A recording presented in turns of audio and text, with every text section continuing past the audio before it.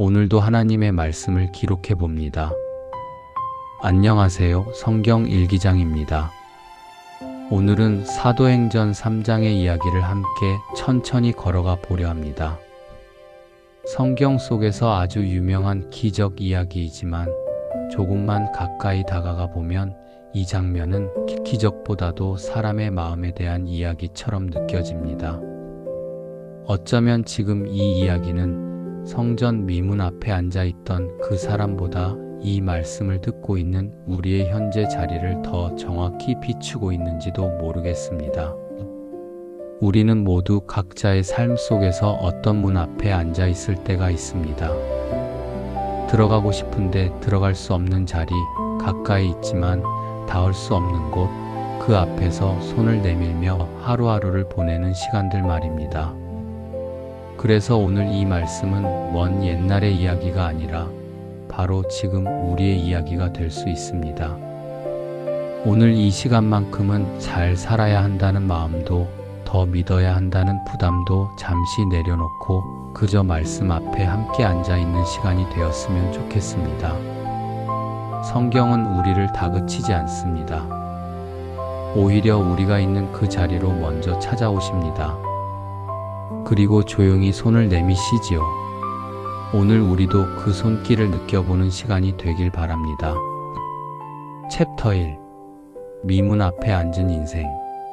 사도행전 3장은 한 사람의 인생에서 시작됩니다.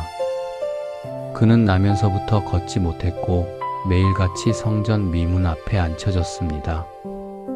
앉혀졌다는 말이 마음에 오래 남습니다. 그는 스스로 선택한 자리가 아니라 늘 누군가에 의해 옮겨진 자리에서 하루를 시작했습니다. 아침마다 누군가 그를 업고 왔을 것입니다. 익숙한 그 자리, 차가운 돌바닥, 사람들의 발소리가 들리는 그곳에 그를 내려놓았을 것입니다. 성전은 바로 앞에 있었지만 그는 그 안으로 들어갈 수 없었습니다. 예배가 드려지는 곳과 가장 가까운 자리, 그러나 정작 예배에 참여할 수는 없는 자리였습니다. 사람들은 기도하러 들어가고 그는 그 흐름을 바라보며 손을 내밉니다. 오가는 사람들의 옷자락이 스쳐 지나가고 때로는 동전 몇 잎이 그의 손에 떨어졌을 것입니다. 그의 하루는 늘 그렇게 반복되었을 것입니다. 성경은 그가 40년이 넘도록 그렇게 살았다고 전합니다. 40년입니다. 한 사람의 인생에서 40년이란 얼마나 긴 세월입니까? 아이가 태어나 어른이 되고 다시 중년이 되어가는 시간입니다. 그 긴 세월 동안 그는 매일 같은 자리에 앉아 있었습니다. 처음에는 기대했을지도 모릅니다. 누군가 나를 고쳐줄 수도 있지 않을까? 어느 날 갑자기 기적이 일어나지 않을까 하고요. 하지만 1년이 지나고 10년이 지나고 20년이 지나도 아무 일도 일어나지 않았습니다. 그러다 보면 기대도 무뎌지고 소망도 희미해져 갔을 것입니다. 말씀을 읽다 보면 문득 이런 생각이 듭니다. 우리도 어쩌면 인생의 어느 지점에서는 문 앞에서만 머무는 삶을 살고 있는 건 아닐까 하고요. 신앙은 가까이 있는데 삶은 들어가지 못한 채 멈춰 있는 상태 말입니다. 예배는 드리지만 마음은 다른 곳에 있고 기도는 하지만 응답을 기대하지 않게 되고 말씀을 읽지만 삶에 변화가 없는 그런 시간들 말입니다. 혹시 지금 여러분도 그런 자리에 앉아 계신 건 아닌가요? 들어가고 싶은데 들어갈 수 없는 곳, 가까이 있지만 닿을 수 없는 그 무엇 앞에서 하루하루를 보내고 계시지는 않으신가요? 건강일 수도 있고 관계일 수도 있고 마음의 평안일 수도 있습니다. 분명 가까이 있는 것 같은데 정작 내 안으로는 들어오지 않는 그 무엇 말입니다. 이 장면을 잠시 눈을 감고 그려봅니다. 차가운 돌바닥, 사람들의 발걸음 소리, 익숙한 구걸의 손짓, 그리고 그 자리에서 흘러간 수많은 날들. 주님은 그 모든 날을 다 보고 계셨겠지요. 우리가 얼마나 오래 그 자리에 앉아 있었는지, 얼마나 많이 기다렸는지, 얼마나 자주 실망했는지를 다 아시는 분이십니다. 그래서 이 이야기는 우리를 향한 이야기가 됩니다. 성전 미문 앞에 앉아있던 그 사람의 인생이 바로 지금 이 말씀을 듣고 있는 우리의 모습일 수 있기 때문입니다. 우리 모두는 각자의 미문 앞에 앉아 있습니다.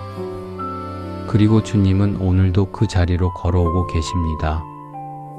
이 장면 앞에서 저는 조용히 이렇게 기도하고 싶어집니다. 주님, 제가 지금 앉아있는 자리는 어디입니까? 제가 들어가지 못하고 문 앞에만 머물러 있는 곳은 어디입니까?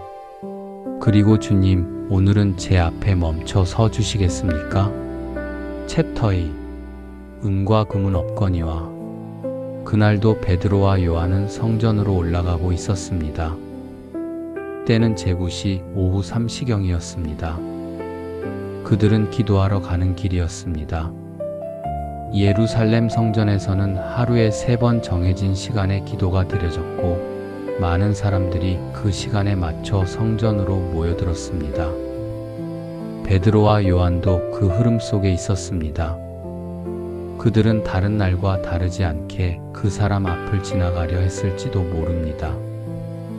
그 자리에 누군가 앉아 있다는 것은 이미 익숙한 풍경이었을 것입니다. 성전으로 가는 사람들은 늘 바빴고 구걸하는 사람들의 손길도 일상적인 모습이었을 테니까요. 하지만 그날 그 순간은 달랐습니다. 그때 베드로가 멈춰섭니다. 그리고 말하지요. 우리를 보라. 이 짧은 한마디가 얼마나 큰 의미를 담고 있는지 모릅니다. 그동안 수많은 사람들이 그 앞을 지나갔을 것입니다. 어떤 사람은 동전을 던지고 지나갔을 것이고 어떤 사람은 눈길도 주지 않고 지나쳤을 것입니다. 그는 사람들에게 늘 배경이었습니다. 시선의 대상이 아니라 그저 거기 있는 존재였습니다. 그런데 베드로는 멈춰섭니다. 그리고 그에게 시선을 주라고 말합니다. 우리를 보라. 이 말은 단순히 주목하라는 뜻이 아닙니다. 이는 관계의 시작입니다. 너와 나 사이에 이제 무언가가 시작될 것이라는 선언입니다. 그는 은이나 금을 기대하며 시선을 들었을 것입니다. 구걸하는 사람에게 가장 필요한 것은 돈이었으니까요. 하지만 베드로의 말은 예상과 전혀 달랐습니다. 은과 금은 내게 없거니와 내게 있는 이것을 내게 주노니. 이 말씀은 교회의 정체성을 가장 선명하게 드러내는 문장처럼 느껴집니다. 교회는 항상 풍족하지 않습니다. 언제나 많은 것을 가진 공동체도 아닙니다. 오히려 교회는 늘 부족함 속에 있습니다. 자원도 부족하고 사람도 부족하고 능력도 부족합니다. 그러나 교회에는 전달해야 할 이름이 있습니다. 예수 그리스도의 이름이 있습니다. 베드로는 자기가 가진 것을 주겠다고 말합니다. 그리고 그것은 돈이 아니라 나사렛 예수 그리스도의 이름이었습니다. 일어나 걸으라. 이 명령은 베드로 자신의 권위로 한 말이 아니었습니다. 이는 예수 그리스도의 이름으로 한 선포였습니다. 이 장면에서 저는 늘 질문하게 됩니다. 나는 지금 무엇을 주려고 하고 있는가? 누군가의 삶 앞에서 해결책만 꺼내려 하지는 않았는지, 능력 있는 사람처럼 보이려 하지는 않았는지 말입니다. 우리는 종종 사람들에게 우리가 가진 것을 보여주려 합니다. 우리의 경험, 우리의 지혜, 우리의 성공 이야기를 들려주려 합니다. 하지만 베드로는 자신에게 없는 것을 솔직히 인정합니다. 은과 금은 없다고 말합니다. 혹시 우리도 지금 누군가 앞에서 없는 것을 있는 척하고 있지는 않은가요? 강한 척, 괜찮은 척, 다 해결할 수 있는 척하고 있지는 않은가요? 이 말씀은 우리를 다그치지 않습니다. 오히려 이렇게 속삭이는 것 같습니다. 괜찮다. 너에게 은과 금이 없어도 된다. 대신 이름을 붙잡고 있느냐? 교회의 본질은 여기에 있습니다. 우리에게 없는 것을 인정하고 우리에게 있는 것을 나누는 것입니다. 그리고 우리에게 있는 가장 큰 것은 바로 예수 그리스도의 이름입니다. 이 이름은 권세가 있고 능력이 있고 생명이 있습니다. 이 이름 앞에서 불가능한 것이 가능해지고 막혔던 길이 열리고 앉아있던 사람이 일어섭니다. 그렇다면 우리는 어떻습니까? 우리는 지금 무엇을 붙잡고 있습니까? 우리가 사람들에게 전하고 싶은 것은 무엇입니까? 우리의 성공입니까? 우리의 능력입니까? 아니면 예수 그리스도의 이름입니까? 이 질문 앞에서 우리는 조용히 고개를 숙이게 됩니다. 주님, 제게도 은과 금은 없습니다. 하지만 주님의 이름을 붙잡고 있습니다. 이 이름으로 오늘도 살아가게 하소서. 챕터 3. 손을 잡아 일으키다. 베드로는 말을 멈추지 않고 그의 오른손을 잡아 일으킵니다. 이 순간을 천천히 들여다보면 여기에는 매우 중요한 의미가 담겨 있습니다. 베드로는 멀리서 명령만 하지 않았습니다. 손을 내밀었습니다. 그 손길은 단순한 동작이 아니라 관계의 시작처럼 느껴집니다. 그는 더 이상 구걸하는 사람이 아니라 함께 일어설 사람이 됩니다. 동정의 대상이 아니라 동행의 대상이 됩니다. 베드로가 손을 잡았다는 것은 그를 혼자 일어서라고 명령한 것이 아니라 함께 일어서겠다는 의지의 표현이었습니다. 이것이 바로 복음의 방식입니다. 명령이 아니라 동행입니다. 성경은 말합니다. 그의 발과 발목에 곧 힘이 생겼다고. 순식간에 일어난 일이었습니다. 40년이 넘도록 한 번도 써본 적 없던 발에 갑자기 힘이 들어왔습니다. 그 순간 그는 무슨 생각을 했을까요? 믿을 수 없었을 것입니다. 발바닥이 땅에 닿는 감각, 다리에 힘이 들어가는 느낌, 몸이 위로 올라가는 그 순간 그는 무슨 말을 했을까요? 기적은 순식간에 일어났지만 그 과정은 너무나 인간적입니다. 시선이 있고 말이 있고 손잡음이 있고 일어섬이 있습니다. 하나님의 역사는 초자연적이지만 그 방식은 매우 자연스럽습니다. 사람과 사람 사이에서 손과 손이 맞닿는 그 순간에 기적이 일어납니다. 우리는 종종 하나님의 역사를 하늘에서 떨어지는 어떤 초자연적인 사건으로만 생각합니다. 갑자기 천둥이 치고 빛이 비추고 음성이 들리는 그런 극적인 장면을 상상합니다. 물론 그런 일도 있을 수 있습니다. 하지만 이 장면은 아주 조용히 말해줍니다. 하나님의 일하심은 사람을 사람답게 대하는 순간에서 시작된다고요. 베드로는 그를 불쌍히 여겼지만 동정만 하지 않았습니다. 손을 내밀었습니다. 이 차이가 얼마나 큰지 모릅니다. 동정은 거리를 두고도 할 수 있습니다. 안타깝다고 생각하고 안쓰럽다고 느끼고 마음 아파하는 것은 멀리서도 가능합니다. 하지만 손을 내미는 것은 다릅니다. 손을 내밀면 가까워집니다. 손을 잡으면 연결됩니다. 혹시 지금 누군가의 손을 잡아야 할 때인데 피하고 있지는 않으신가요? 관심은 있지만 다가가지 않고 안타까워하지만 행동하지 않고 기도는 하지만 손은 내밀지 않고 있지는 않으신가요? 혹은 반대로 누군가의 손길을 기다리면서도 나는 그럴 자격이 없다고 마음을 닫고 계시지는 않으신가요? 이 장면을 다시 떠올려 봅니다. 떨리는 다리, 처음 딛는 발바닥의 감각, 그리고 믿을 수 없다는 듯한 숨결.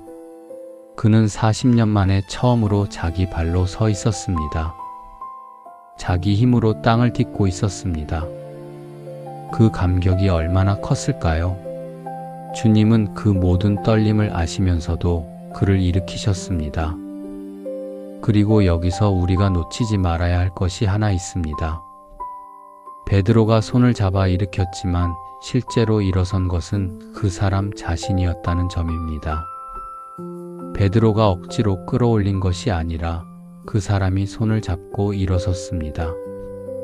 하나님의 은혜는 강제가 아닙니다. 초대입니다. 손을 내미시고 우리가 그 손을 잡기를 기다리십니다. 오늘 여러분 앞에도 누군가의 손이 내밀어져 있지 않습니까? 그 손을 잡으시겠습니까? 혹은 여러분이 누군가에게 손을 내밀어야 할 때가 아닙니까? 주님은 오늘도 우리를 통해 일하기를 원하십니다. 우리의 손을 통해, 우리의 말을 통해, 우리의 존재를 통해 누군가를 일으키기를 원하십니다. 챕터 4. 걷고 뛰며 하나님을 찬양하다. 그 사람은 걷기 시작합니다. 아니, 성경은 말합니다. 그가 뛰었다고요. 뛰어올랐다고 표현합니다. 이 장면이 얼마나 생생하게 그려지는지 모릅니다. 40년 넘게 앉아만 있던 사람이 일어섰습니다. 그리고 걷기 시작했습니다. 아니, 걷는 것으로는 부족했던 것 같습니다. 뛰어올랐습니다. 그 순간 그의 마음은 어땠을까요? 기쁨이 넘쳐 흘렀을 것입니다. 억눌렸던 40년의 시간이 한순간에 터져 나왔을 것입니다. 울고 싶었을 수도 있고 소리치고 싶었을 수도 있습니다. 그래서 그는 뛰었습니다. 하나님을 찬미하며 뛰었습니다. 그리고 중요한 한 장면이 더 있습니다. 그는 성전 안으로 들어갑니다. 미문 앞에 머물던 인생이 드디어 안으로 들어갑니다. 이 장면이 참 따뜻하게 다가옵니다.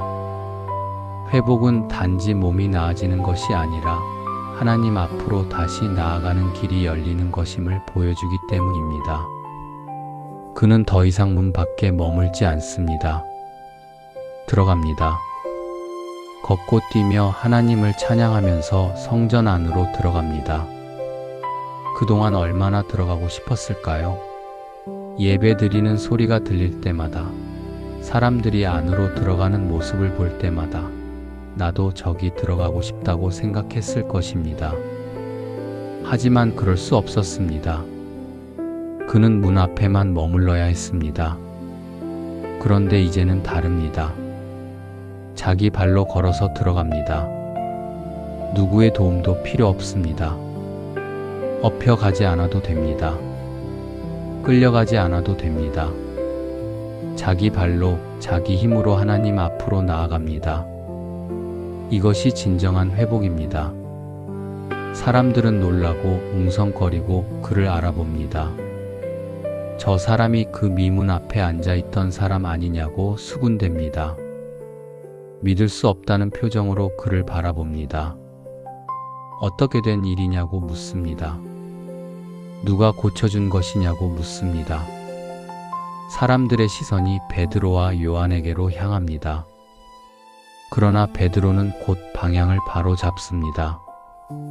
이스라엘 사람들아, 왜 우리를 주목하느냐? 왜 우리가 우리의 능력과 경건으로 이 사람을 걷게 한 것처럼 생각하느냐? 이 분명한 선언이 얼마나 중요한지 모릅니다.